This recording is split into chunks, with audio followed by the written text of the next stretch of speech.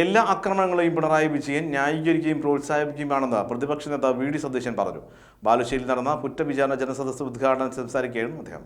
ബാലുശ്ശേരിയിൽ UDF കുറ്റവിചാരണ സദസ്സ് നടത്തി. പ്രതിപക്ഷ നേതാവ് വി ഡി സതീശൻ ഉദ്ഘാടനം ചെയ്തു.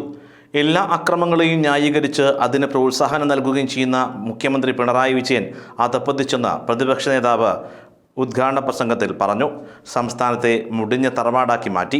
സാമൂഹ്യക്ഷേമ പെൻഷൻ, മാവേലി സ്റ്റോർ, KSRTC ക്ഷേമനിധി ബോർഡ് തുടങ്ങി ഏത് രംഗമെടുത്ത് പരിശോധിച്ചാലും തകർന്ന് തരിപ്പണമായി കിടക്കുകയാണെന്നും വി ഡി സതീശൻ കൂട്ടിച്ചേർത്തു. മഹാമാരിയുടെ കാലം ഓർമ്മയുണ്ടോ? വൈകുന്നേരം 6 മണിയാകുമ്പോൾ അദ്ദേഹം ഇങ്ങോട്ട് വരും അല്ലേ, TV-യിൽ വീട്ടമ്മമാരോട് നിങ്ങൾ ഒരു കറി മാത്രമേ വെക്കാൻ പാടുള്ളൂ, കൂടുതൽ കറികൾ വെക്കരുത്, ചെലവാക്കരുത്, പശുവിന് പുല്ല് കൊടുക്കാൻ മറക്കരുത്, ആടിന് തീറ്റ കൊടുക്കണം, പറന്നു പോകുന്ന പക്ഷികളെ കൈകൊട്ടി തിരിച്ചു വിളിച്ച് പാലും പഴവും കൊടുക്കണം. ഞാൻ സത്യത്തിൽ ഒരു ദിവസം കരഞ്ഞുപോയി.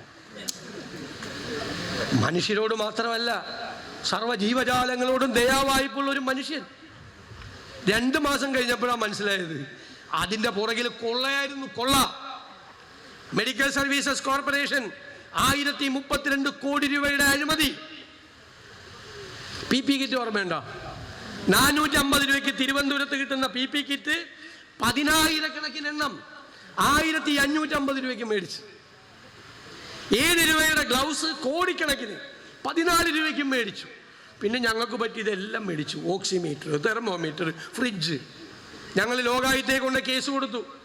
സർക്കാർ ഹൈക്കോടതി പോയി. ഹൈക്കോടതി ഓടിച്ചു സർക്കാരിനെ. പോയി കേസെടുത്താൻ പറഞ്ഞു. പ്രഥമ ദൃഷ്ടിയ കേസുണ്ടെന്ന് പറഞ്ഞു. അപ്പം നമ്മുടെ ശൈല ടീച്ചർ പ്രതിയാണ്, ആരോഗ്യമന്ത്രിയല്ലേ. അവരോട് മാധ്യമപ്രവർത്തകർ ചോദിച്ചപ്പോൾ ഒരൊറ്റ വാചകം, മുഖ്യമന്ത്രി അറിയാതെ ഞാൻ ഒന്നും ചെയ്തിട്ടില്ല. കാര്യം മനസ്സിലായില്ലേ? ക്ലീനാണ്. ഇനി അതുപോലത്തെ കേസാണ്. അടുത്തൊരു റിപ്പോർട്ട് വന്നു, കൺട്രോളർ ആൻഡ് ഓഡിറ്റർ ജനറലുടെ റിപ്പോർട്ട്.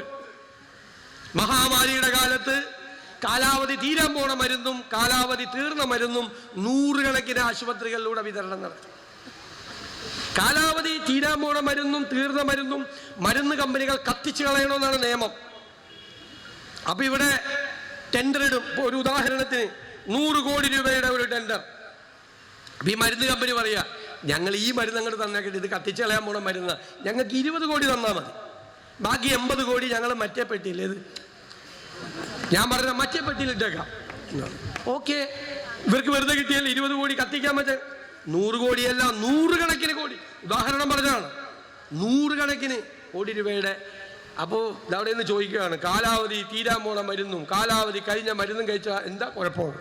ഒരു കുഴപ്പമില്ല, വേഗം പാസ്പോർട്ട് കിട്ടും. അല്ലെങ്കിൽ കിഡ്നി അടിച്ചു പോവും, ലിവർ അടിച്ചു പോവും, ഹാർട്ട് അടിച്ചു പോവും. നിങ്ങൾ അറിയേണ്ടത്, മഹാമാരിയുടെ കാലത്ത് നമ്മുടെ കുടുംബാംഗങ്ങൾക്കും കുഞ്ഞുങ്ങൾക്കും ആശുപത്രികളിലൂടെ വിതരണം ചെയ്തത് ഈ മരുന്നാണ്.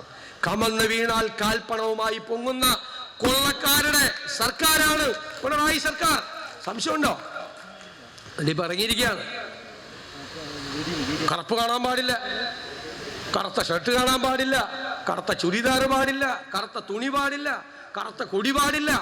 ഈ അഴിമതിക്കാരെ, ഈ കൊള്ളക്കാരെ, ഭരണത്തിന്റെ കെടുകാര്യസ്ഥത കൊണ്ട് കേരളത്തെ തകർത്ത മുടിഞ്ഞ തറവാടാക്കിയവരെ ഈ അധികാരത്തിന്റെ സിംഹാസനത്തിൽ നിന്നും താഴെ ഇറക്കുന്നത് വരെ വിശ്രമമില്ലാതെ പ്രവർത്തിക്കാൻ നിങ്ങൾ ഉണ്ടാകണം എന്ന് മാത്രം വിനയപൂർവ്വം അഭ്യർത്ഥിച്ചുകൊണ്ട് ഞാൻ ഈ വിചാരണ സദസ്സ് ഉദ്ഘാടനം ചെയ്തതായി അറിയിക്കാം.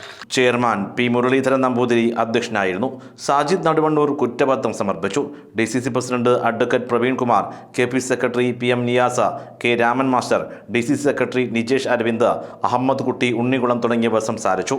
K. ബാലകൃഷ്ണൻ കിടാവ്, നാസർ എസ്റ്റേറ്റ് മുക്ക, Sajid Korath, K. Ahmed Koya, CP Basheer, P. Ganesh Babu, Krishnan കോവിൽ, ജൽസൻ അത്തോളി, VB വിജീഷ്, VTM വരുൺ കുമാർ, അഭിജിത്ത്, ഉണ്ണികുളം തുടങ്ങിയവർ പങ്കെടുത്തു.